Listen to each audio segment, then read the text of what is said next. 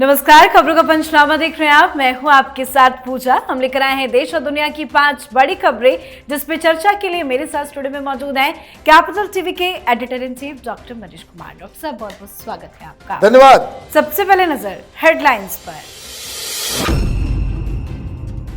बांग्लादेश की स्थिति पर विदेश मंत्री एस जयशंकर ने संसद में दिया बयान। कहा, अल्पसंख्यकों की स्थिति पर सरकार की नजर। शॉर्ट नोटिस पर भारत आई शेख हसीना।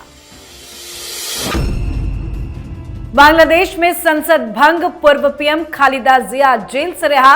अंतरिम सरकार के गठन की तैयारियां तेज, मंदिरों को जला रहे उपद्रवी, हिंसा अभी भी जारी। बांग्लादेश के हालात पर मोदी सरकार ने बुलाई सर्वदलीय बैठक। राहुल गांधी ने सरकार की रणनीति पर पूछे सवाल, तो सर्वदलीय बैठक में ना बुलाने पर भड़की आम आदमी पार्टी। मनीष सिसोदिया को बड़ा झटका। सुप्रीम कोर्ट में मनीष सिसोदिया की जमानत याचिका पर फैसला सुरक्षित। केजरीवाल भी सीबीआई केस में जमानत के लिए करेंगे सुप्रीम कोर्ट का रुख। सियासी चक्रव्यूह बनाने दिल्ली पहुंचे उद्धव ठाकरे। 3 दिनों तक रहेंगे दिल्ली। गठबंधन के नेताओं से करेंगे मुलाकात, बनाएंगे चुनावी प्लान।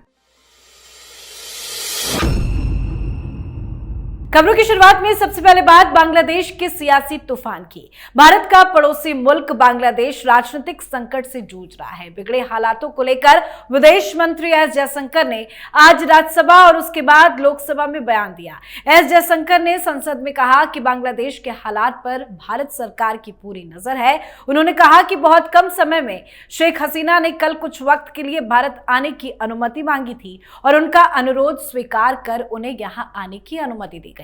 जयशंकर ने आगे कहा कि बांग्लादेश में लोग सड़कों पर है, वहां हिंदुओं को निशाना बनाया गया, ये चिंता की बात है। प्रदर्शनकारियों ने पुलिस पर भी हमला किया, जिसके बाद हालात बिगड़े। विदेश मंत्री ने आगे कहा कि भारत सरकार बांग्लादेश में अपने नागरिकों के संपर्क में है। इस वक्त वहां करीब 19,000 भारतीय मौजूद हैं, जिनमें से 9,000 छात्र हैं। जयशंकर ने कहा कि बांग्लादेश भारत का पड़ोसी मुल्क है और इसके साथ ही हमारे दशकों पुराने अच्छे संबंध भी रहे हैं, तो हर एक चीज पर भारत सरकार की नजर बनी हुई है। बांग्लादेश को लेकर भारत का स्टैंड क्या है वो तो जयशंकर ने बताया। आगे क्या कुछ रणनीति बनाई जा रही है? देखिए, रणनीति बिल्कुल साफ है।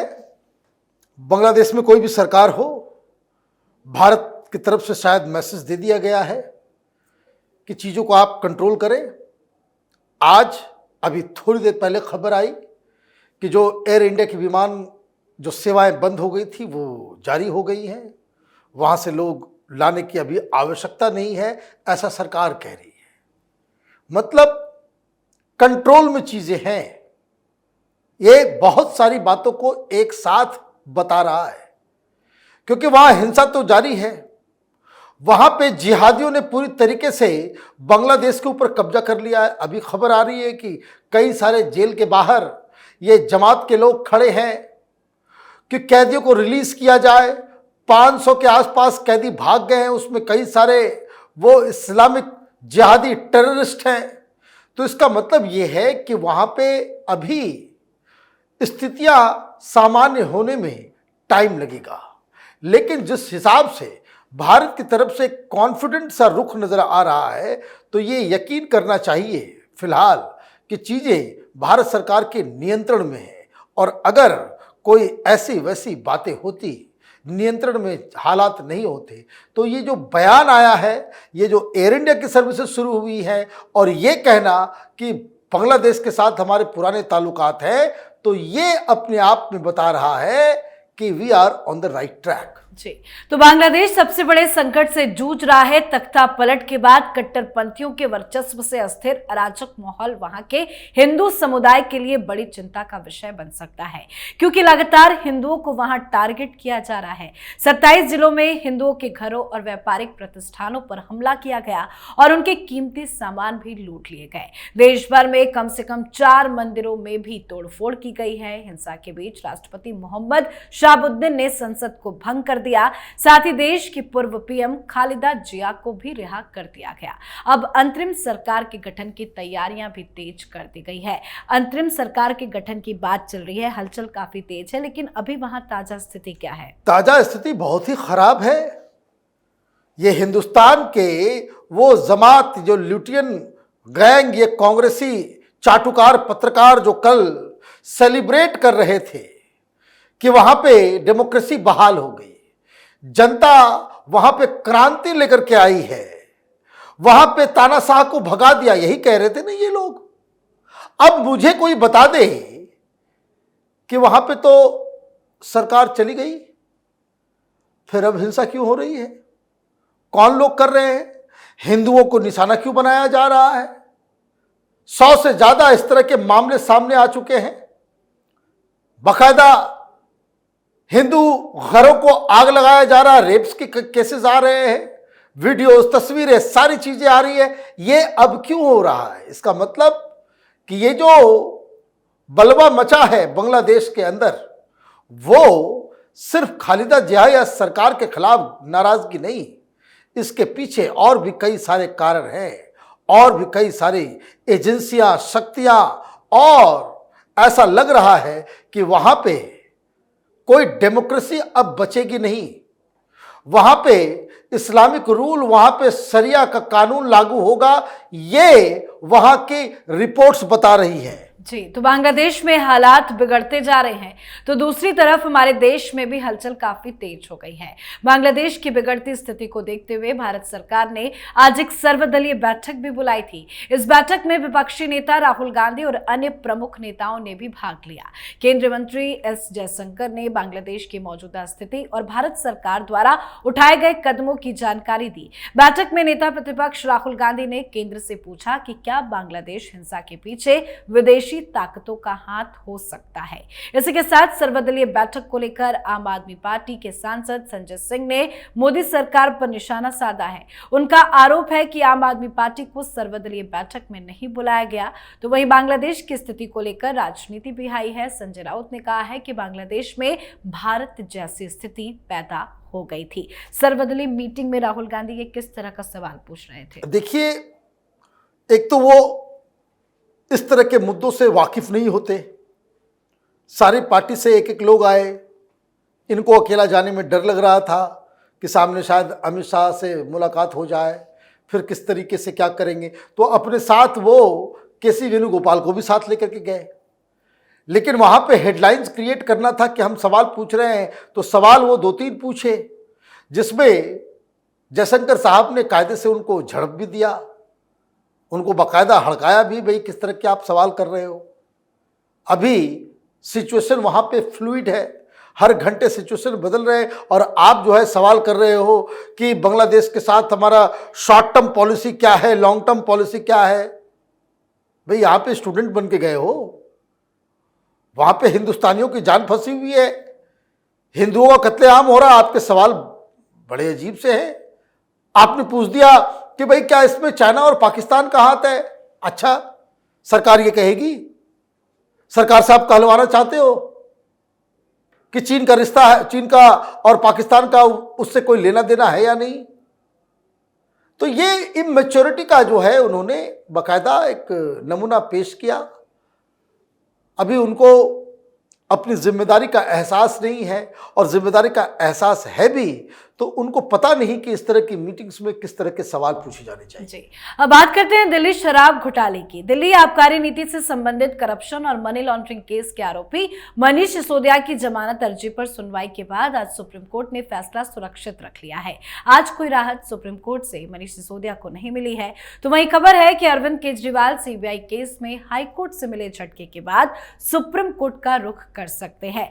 सुप्रीम कोर्ट से सिसोदिया को झटका, लेकिन क्या सुप्रीम कोर्ट का रुख करेंगे केजरीवाल? देखिए, केजरीवाल के पास 2-3 ऑप्शन ही है, ज्यादा ऑप्शन नहीं है। एक ऑप्शन है कि हाईकोर्ट के कथन अनुसार, उनके आदेश के मुताबिक आप बेल के लिए जाएं और हाईकोर्ट के फैसले को स्वीकार करके कि जो उनकी गिरफ्तारी हुई थी वो वैलिड है।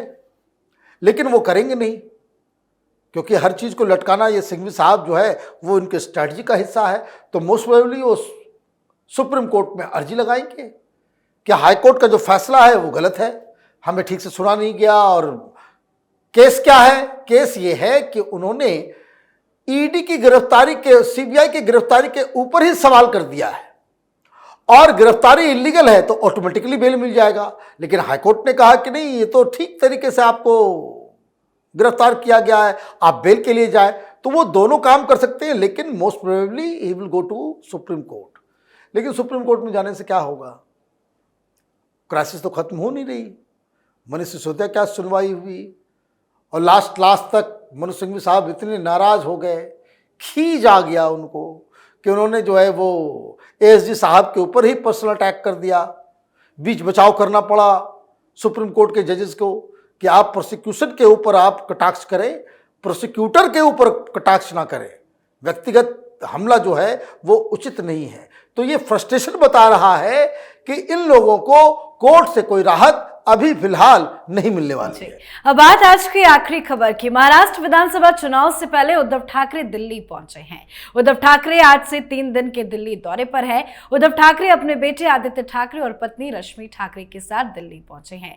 ठाकरे इंडिया गठबंधन के नेताओं से मुलाकात करेंगे। इसके साथ ही पूर्व सीएम उपराष्ट्रपति जगदीप धनखड़ से उनके आवास पर मिलने जाएंगे। संजय राउत के मुताबिक अपने दिल्ली दौरे के दौरान उद्धव ठाकरे कांग्रेस अध्यक्ष मल्लिकार्जुन खड़गे, सोनिया गांधी और राहुल गांधी से भी मुलाकात करेंगे। इसके अलावा इंडिया गठबंधन की आम आदमी पार्टी, समाजवादी पार्टी और टीएमसी के नेताओं से भी मिलेंगे। इसके साथ ही दिल्ली में ही उनकी और शरद पवार की मुलाकात का भी कार्यक्रम फिक्स है। चुनाव से पहले उद्धव ठाकरे का दिल्ली आना, क्या रणनीति बनाएंगे? देखिए, महाराष्ट्र में चुनाव होने वाले, मोस्ट प्रोबेबली अक्टूबर में इलेक्शन हो जाए या घोषणा हो जाए, समय ज़्यादा नहीं है। तैयारी बहुत सारी करनी है। पार्टी टूट चुकी है, नेता नहीं है इनके पास। और सबसे बड़ी दिक्कत उद्धव ठाकरे का ये है कि वो कितनी सीटों पे लड़ेंगे।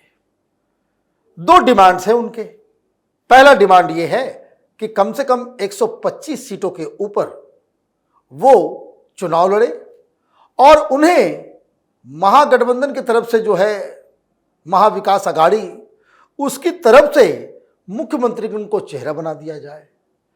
अब ये सारी बातें महाराष्ट्र में हो रही हैं। मीटिंग का दौर भी चल रहा था। शरद पवार भी बातचीत कर रहे थे, पटोले साहब भी बातचीत कर रहे थे, जो कांग्रेस पार्टी के अध्यक्ष हैं। अब वो दिल्ली अचानक आए हैं। इसका मतलब क्या है कि महाराष्ट्र में जो तीनों पार्टियां हैं वो अपने इश्यूज को सॉल्व नहीं कर पा रही है। तो वो दरवाजा खटखटाने पहुंचे हैं। सोनिया गांधी के दरवाजे पे आए हैं, राहुल गांधी के दरवाजे पे आए हैं कि सीट शेयरिंग और मुख्यमंत्री का नाम जो है वो आप डिक्लेयर कर दें। अखिलेश यादव टीएमसी और अरविंद केजरीवाल की पार्टी आम आदमी पार्टी से इसलिए मिलना चाह रहे हैं क्योंकि वो उन लोगों से ये विनती करने की कोशिश कर रहे हैं कि प्लीज़ महाराष्ट्र में चुनाव मत लड़ो। कारण ये है कि आम आदमी पार्टी ने कहा है कि वो अकेले लड़ेंगे। वहाँ समाजवादी पार्टी के भी विधायक हैं, समाजवादी पार्टी भी चुनाव लड़ती है, तो वो भी चुनाव वहाँ लड़ना चाह रही है। तो इनको ये लग रहा है कि वो कोई नया एक गठबंधन में कुछ नया तरकीब निकालेंगे। लेकिन दिक्कत क्या है कि कांग्रेस पार्टी के हाथ बंधे हुए हैं। कांग्रेस पार्टी अगर उद्धव ठाकरे की बातों को अगर मानेगी तो कांग्रेस पार्टी महाराष्ट्र में खत्म हो जाएगी। जी, बहुत बहुत धन्यवाद समझाने के लिए। धन्यवाद। खबरों का पंचनामा में आज के लिए फिलहाल इतना ही। देश विदेश की बाकी खबरों और उनके सटीक एनालिसिस के लिए देखते रहिए कैपिटल टीवी। हमें लाइक कीजिए, शेयर कीजिए और कैपिटल टीवी को सब्सक्राइब कीजिए। नमस्कार।